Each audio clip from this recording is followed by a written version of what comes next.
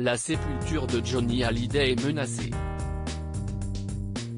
Selon Maître Gilles Goé, l'avocat de Laetitia Hallyday, il est urgent de la déplacer car cette dernière risque d'être endommagée par des éléments naturels.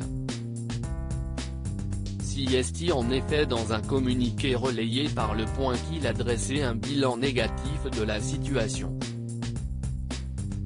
Ainsi, de nombreux crabes de terre et le sable de mer, très corrosif pourraient, à long terme, abîmer le cercueil en bois de Johnny Hallyday qui se trouve au cimetière de Saint-Barth.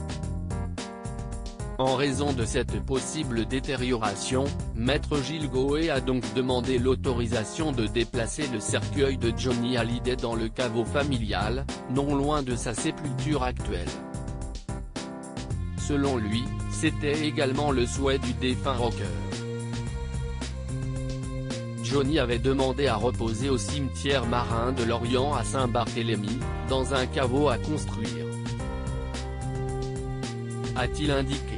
Dans une lettre adressée jeudi 26 décembre au président de la collectivité Bruno Magras, l'avocat de la compagne de Pascal Ballan insiste également sur l'impératif de la protection de la dignité de sa sépulture et de son corps.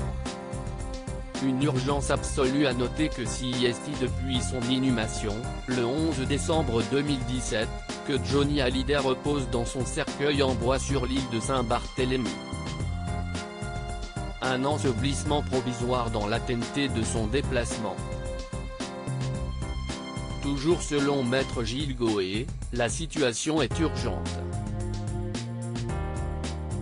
Il existe à ce jour une obligation juridique et une urgence éthique à ce que ce déplacement puisse être autorisé et accompli sans délai.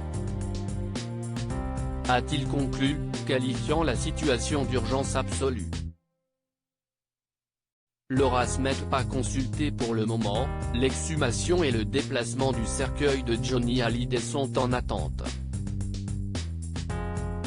En effet, sa fille Laura Asmet a bloqué les démarches auprès de la collectivité début octobre, estimant ne pas avoir été consultée sur la question. De quoi remettre de l'huile sur le feu dans le clan Hallyday.